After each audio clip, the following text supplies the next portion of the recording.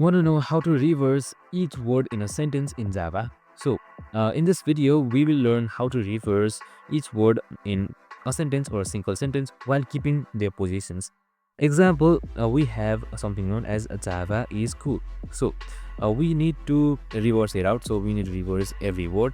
So what we do is we just simply split the sentence into words and then reverse string using string builder. So we have used this small for loop right here, and then once that is done, we split it by using split method right here, as you can see, and then we finally join them back together. So right here you can see under println you should be seeing strong builder word, and we have used the reverse method, and that's it.